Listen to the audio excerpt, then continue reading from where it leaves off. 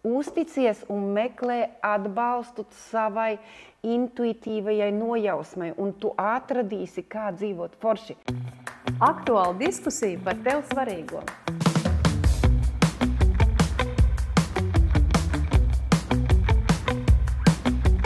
Turpinām sarunu ar Dzīves mākslas akadēmijas dibinātāju un brīnišķīgu dzīves skolotāju Dimantru.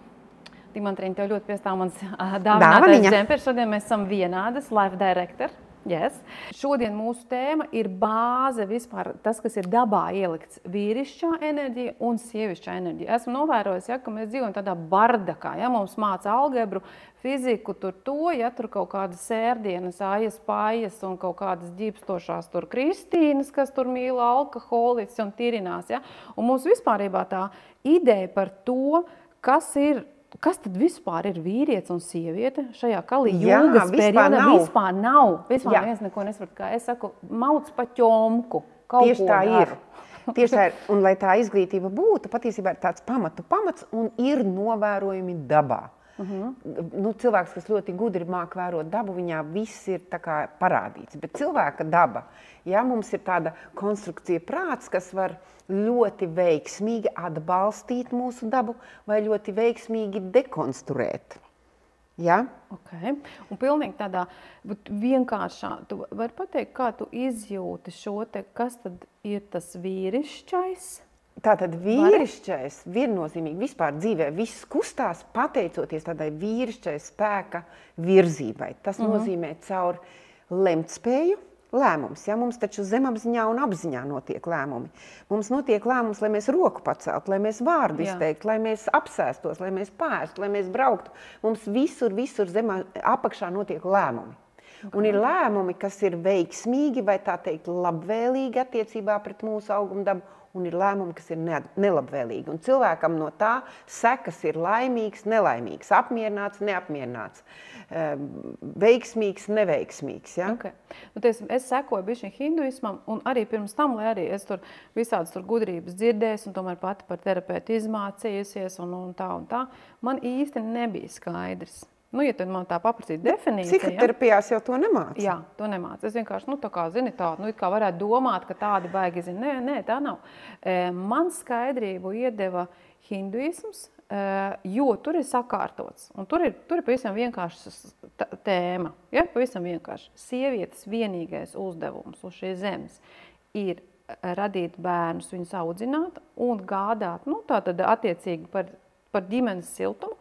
Un loģiski, ja to dara sieviete, viņa ir vienīgā, kas dzimtu var turpināt, vīrietis ar šo te spēku, ko tu tagad stāsti, viņš gādā par savu ģimeni, jo tas ir vienīgais, ko viņš realitātē var darīt, viņš tikai tā Dieva acīs ir izpildījis savu uzdevumu. Kad viņš ir pierādījis, ka es varu, tas ir man ir muskuļi, man ir enerģija, un tas ir tas, ko es daru, jo šeit aiziet ļoti daudz sievietē, gan radīšana, gan audzināšana. Pēc tam, protams, tad, kad bērni ir izaudzināti, tad ir arī jāsāk gādāt, tur jārūpējas par citiem apkārt. Bet redzi, bērni ir izaudzināti. Kam? Kāda ir viņu perspektīva? Bērni nokopē dzīvesveidu, dzīves stilu, laimi, nelaimi, veiksmes, emocionālās attieksmes. Un hinduismā viss ir super. Viss ir super. Vienīgi tā dzīvības radīšana sievietei notiek ik mirkli. Tas ir daudz plašāk. Kā tikai bērnu atražošana, Tas ir protams, tā tas sievietes nav dzīvības. Primitīvu, draugi, tas ir, neprimitīvi. Katru mirkli sieviete dod dzīvību visur. Visā civilizācijā, visi projekti, visi biznesi, visas lietas, visas veiksmes vīriešiem un pašām sievietēm ceļas uz sievišķās enerģijas jaudas. Un ja tā sieviete ir spējīga būt jaudīga, tas ir mīloša un laimīga, iedvesmota. Tā ir jaudīga sieviete. Nogurusi, nostrādājusies un tāda visāda citāda, viņa ir destruktīva. Kā man teica viens labs draugs, viņam ir kaut kādas 30 labākās draudzenes, un viņš ciena tieši 3 vīriešus. Viņš saka, kaut kā tāda degradācija pārsvarā. Un ar tām meitenēm runājot, viņš bija izvilcis tādu baigo tēzi, un tās meitenes viņam saka kad nosauksim to čalu pa Juri. Viņa saka, Juri, tad, kad jāmaksā man ir komunālie maksājumi, libido kaut kā zūd. Tieši tā. Krītas un vispār Tieši tā, ja nav sieviete dara vai dzīvo vīrišķajās dzīves attieksmēs, viņa būs negaršīga, indīga un destruktīva. Un viņa neveicinās visu to kolosālo dzīvi, kas patiesībā varētu būt. Jā, jo, zini, es esmu izaugusi tādā ģimenē, kur mans fāters ir uzņēmējs, ja, mans fāters, un mana mamma ir māksliniece, ja, un tas ir par mākslu, par to, un man nav bijis cits modelis. Man tas ir licies normāli, ka mans tētis rūpējās par materiālo, man vispār nav citas bildes iekšā, un man arī ir draugi tādi bijuši. Man tas ir tā kā defaultā ielikts. Un tagad klausoties, es saprotu, kad sabiedrībā tiek dalīt šie tu komunālos, tur es, tur īri. Kā sieviete nogurs un viņa pametīs to vīrieti. Viņa izmetīs viņu no sava enerģētiskā lauka. Visas šķiršanās ir pateicoties tam, ka sieviete neiznes sievišķo, jo vīrietis neiznes vīrišķo. Un beigās viņi ir apnikuši viens otram. Un no, visi viens otram apniks. Vienmēr tas tā būs. Es iepriekšējā reizē aizmirstu tev pajautāt tev. Man liekas, tas iet kopā ar to, jo jaunākie pētījumi liecina, ka apmēram 75% šķiršanās gadījumu iesniedz sievietes šķiršanos. Tā nav svarīgi pat, kurš iesniedz.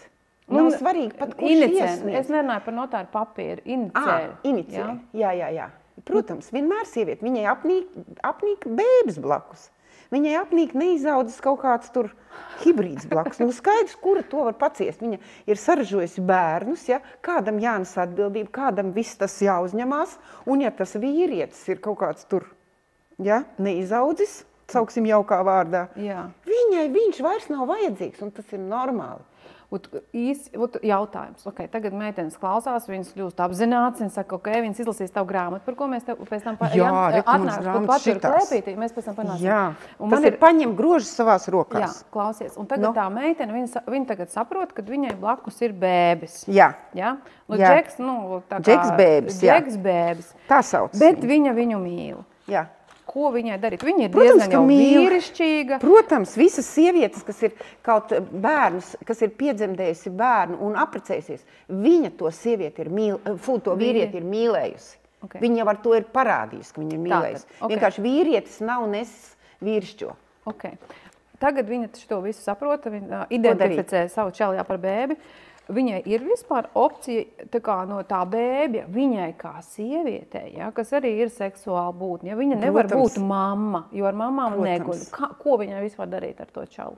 Viņa var viņu izaudzināt par vīrieti, kurš uzņems atbildību. Īstenībā ir tādas dažādas stadijas, bet īstenībā tāpēc, par ko viņš tās grāmatas, tās ir īstenībā rokas grāmatas.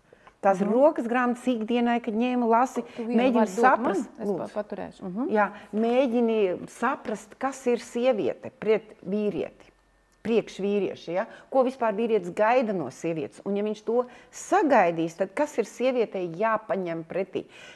Tagad šis ir ļoti svarīgs. Ja? Vīrietis zemapziņā ienīst sievieti, kas viņu neatraisa došanā. Jo dot ir mīlēt. Viņš grib mīlēt, bet viņš nemāk dot. Viņš nemāk pats sev varbūt dot un citiem dot un vēl kaut ko darīt. Un ja sieviete viņu nepratīs atraisīt došanā, tas ir uzņemties atbildību, maksāt komunālos, vest pie stūres, tur var sakot visu to darīt. Ja viņa to nepratīs no viņa izdabūt, viņš viņu ienīdīs un beigās visi būs šķīrušies. Ja? Tas ir saistīts, tavuprāt, ar skopumu? Jo tas ir pilnīgi kaut kas jau cits. Tas ir pilnīgi kaut kas cits, jā. Tas... Prāta visādas destrukcijas, tas ir daudz un dikti draigi un dažādi. Mēs ar Dimantu tiksimies vēl daudz, acīm redzot, jo mums tēmas ir interesantas, kuras ir ļoti plašas, vai ne, kur 20 minūtēs plašas, mēs tikai tā hopsi varam ieskicēt, ja? Bet, lai tiktu uz ceļa, tas ir iespējams, cilvēkam vienmēr ir iespējams, ja? Vispār jau nav cilvēku, ir tikai sievietes vai vīrieši, paskatiet, kad jūs dzimst kāds, tad jums saka, jums cilvēciņš piedzima, nekad tā nav, tāpēc tas ir kaut kas jau crazy, ja? Un kurā brīdī tad tu esi kļuvis cilvēks? Nekad. Tu esi tikai pietaisījis to prātu vai atbilstoši savam augumam ar cieņu vai bez cieņas. Tad ir destruktīvi, ja? Ko es gribu pateikt, kā ļoti tādu, ja? Īstenībā visas tās būtnes, kuras neciena sava auguma dzimumu, vienkārši dzīvo bailēs, tas ir zemapziņas bailes, lai tur nemālē acis, tas ir baiļu konstrukcijas, kāpēc viņš neciena savu vai pretējo dzimumu. Divi vien ir. Ja? Un patiesībā šie cilvēki dzīvo 3 reakcijās. Bailēm ir 3 reakcijas. Beigt, tas ir ignorēt, tā teikt, bēgt, tas ir aizbēgt prom no situācijas, ignorēt, tas ir sastingt, ja, un uzbrukt. Un cilvēki dzīvo 3 reakcijās attiecībā uz savu vai cita dzimumu. Okay. Nu, tas ir kuku, ja? Jā, tas ir kuku, reāls kuku, lai te nestāst, ka tas ir, mana izvēle. Nē, tā ir tava baiļu izvēle. Tas ir tavs destrukciju attieksmi izvēle. Tas nav nekas normāls. Tātad, un vēlreiz mēs runājām par to, vai sieviete var izaudzināt šo te bēbi par vīrieti. Kurš saka, mīļukiņ, Viņa var piedabūt. Jā. Viņa izaudzināt nevar. Nu, bet viņa var piedabūt vīrieti, gribēt izaugt pašam. Bet to viņa var, bet izaudzināt viņa nevar. Ja jūs gribat iemācīt, tad Dimantrai ir brīnišķīgi kursi, pareizi? Jā. Jā, tā kā Dimantru iečekojiet, tu tā arī esi sociālajos tīklos. Dimantra. Viena vienīgā visā Latvijā un pasaulē. Un starp citu, tev šo vārdu deva tavs guru. Vai ne? Jā, man liela vēsture vārdiem. Jā, vienā sakot, to mēs arī pēc tam, bet es saprotu, ka tavas dzīves gudrības tieši par vīrieti un sievieti ir tavās grāmatās. Cik es atceros, tā ir vairāk par, lai izprastu sievietes dabu, tā, kas ir tev klēpītī dzeltenā. Tā pirmā ir tieši sieviešu tā kā starts, jā, bet tajā ir vīriešiem. Bet tagad jālasa abas. Jālasa ir abas un jālasa ir arī vīriešiem. Es gan rakstīju sievietēm, un es domāju, vīrieši gan jau ka paši zina. Nekā nezina. Jā, nekā nezina. Īstenībā viņiem ir jālasa vienīgi tas, ka viņas ir uzrakstīts diezgan sievišķā valodā. Vīrietim ir bišķiņ jākoncentrējas, lai viņš saprastu. Bet tur ir būtība viena un tie paši likumi viņa jau ir dzīvē. Vienkārši valoda ir sievišķa bišķiņa. Nu, nekas, čels, ja jau viņš ir apzināts, varēs interesanti. Klausi, bet kur var nopirkt tavas grāmatas? Pie manis. Tikai pie tevis? Varbūt, jā. Iečeko Dimantra. Varbūt ir veikalos arī jāpameklē, es neesmu skatījusies. Okay, bet bija veikalos arī. Tā, nu labi. Kas ir vēl varbūt tāds, ko tu novēro no taviem klientiem? Nu, ja tu tā skaties, atnāk tev tur 149, es saku, jā, šito problēmu jau es esmu strādājusi. Nē, man tā nav. Katreiz ir pilnīgi kaut kas cits. Absolūti cilvēks ir oriģināls. Jā. Man nenāk, viņam ir tādas vai tādas lietas, bet es strādāju ar cilvēku, es nestrādāju ar viņa simptomiem. Un ir cilvēki ar ļoti dažādām attieksmēm. Ko es saku par vīriešiem, viņi ir bailīgi. Šai ziņā, ka ļoti drosmīgi vīrieši ir gatavi ienirt tur zemapziņā un izdziedēt saknes. Ja kāds to dara, visu cieņu, un tā parasti viņi tā kā notušēt kaut ko sākumā ir okei, atrisina kaut kādas ārējās lietas uzreiz, vīrietim ir ļoti viegli uzreiz čik šito atrisināja, ja? Bet ja viņš neizdziedē dziļo sakni, kas ir patiesībā bailes no sievišķās enerģijas mammas, pirmsākumā, ja? Jo mamīte ir pirmā sieviete. Un ja bērniņš tajā, tas puisītis tajā neielien, viņš nekad neizveidos laimīgu ģimenes dzīvi. Un ja viņam ir tā perspektīva gribēt vispār to, ja? Ļoti daudz vīrieši vienkārši lētās sievietes un var neveidot ģimenes dzīvi. Ja? Ir taču draudzenes un lētās un kas tik nav. Ja? Bet ja vīrietis reāli grib izaugt par vīrieti, viņš būs tas ģimenes dzimtas nesējs un galva. Un tā būs tā viņa laime, bet viņam būs jāielien dziļi tajā. Un tas ir viegli izdziedējums. Tikai tad, ja ir virsū bailes, viņi to negrib darīt. Bet, ja vai negrib to mačo, pazaudēt savu vīrietību. Viņš nekad nepazaudēs. Viņš nezina, ka viņš vienkārši iegūs sevi lielāku. Protams. Bet baiļu konstrukcijas saka, es tur izskatīšos tāds vai tāds. Bet īstenībā ir dažas minūtes, kurā viņam ir jāienirst savā un jāuzņem sevi augšā. Ja? Tas tā viegli skan, bet ja vīrietis to atļaujās, tad vīriešu terapijas ir ārkārtīgi jaudīgas, ļoti nesošas, ja? Un es cienu tos vīriešus, kuri uzdrošinās pieskarties tai savai ļoti, ļoti maigi trauslējai dabai, kas ir tur kāds tajā. Spēks pēc tam piedzimst. Wow. Un tikai spēcīgie to var. Un tāpēc es visu cieņu. Jā, visu cieņu. Klases, un noslēdzot mūsu šo sarunu, es ir pajautāt, kas ir tas, ko tu varbūt novēro mūsu sievietēs, ko tu varētu meitenēm ieteikt vai iedrošināt darīt citādāk? Iedrošināt, uzticēties tam, ka tev intuitīvi ir sajūta, ka ir riktīgi tu dzīvo vai neriktīgi. Intuitīvi ir šī sajūta. Esi godīga pret sevi. Ja tev ir intuitīvi sajūta, ka čipota ne to, ja? kaut kas nav kārtībā. Uzticies un meklē atbalstu savai intuitīvajai nojausmai, un tu atradīsi, kā dzīvot forši. Jo tā tava dievišķā daba vai tava dabas daba, viņa tev signalizē, ja nav nomočīta galīgi. Ja tu močīsi savu dabu, kas tas ir? Beig-beigās slimības, ja? Okay. Fiziskas. Tātad kļūstam jūtīgi arī pret sevi. Intuitīvi, jā. Čaļi esat drosmīgi, atrodiet savu īsto pavadītāju droši vien, tādā pavadoni, jā. Okay, ir 2 varianti. Ir Dimantra piedāvājumā un es. Ja?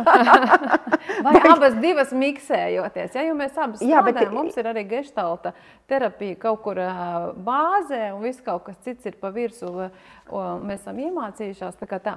Mīļā Dimantra, tātad vai ir vēl kaut kas, jā? Es gribu pateikt tādu ļoti lielu, kad īstenībā tā cilvēka daba, kad plaukst vaļā, vīrietis, nav varianti, viņš būs skaists, seksīgs, varens, jaudīgs. Ja viņš to apzināsies, ka tas ir tā viņa perspektīva ar dažām, varbūt tādām pieskaršanām sev. Ja? Un sievietēm nav varianti, viņas būs laimīgas. Un sievietes atradīs tie izcilie vīrieši, viņi meklē tās sievietes. Tās onotipa sievietes atradīs tie onotipa, ja? Un tur nebūs. Tur ātrāk vai vēlāk 5. vai 3. laulība nav svarīga, ja? Bet galvenais, ja viņa uztaustīs to savu skaisto dabu. Es zinu, kā papildinot to teikt, ka arī man vīrietī nav svarīgs tur garums, svars, tur matu krāsa. Gadu skaits vai kaut kas līdzīgs. Jā, ir tieši tas spēks, tā harizma, tā pārliecība, šī vīrišķība, šī gādība, tas ir svarīgi, un tā ir tā bagātība. Visi tie, kas tur skrien uz svara zālēm un kačājas, man ir bijuši tādi, tukšs saruna. Tas ir bērnišķībā. Cilvēks dzīvo bērnišķīgumā, kad viņš baigi kačājas. Jā, vienādi sakot, kļūsim pieauguši, apzināti, un jebkurā gadījumā mēs jau kaut kādā ziņā esam skaisti. Man liekas, tas ir tik strauji iespējams. Tas ir ļoti strauji iespējams. Jā. Ok, mīļo Dimantra, milzīgs tev paldies, ka tu atnāci, kolosāli tev dienu, un mēs tiksimies ar Dimantru noteikti vēlreiz, tā kā jauku jums dienu arī un tiekamies nākamajā sarunā.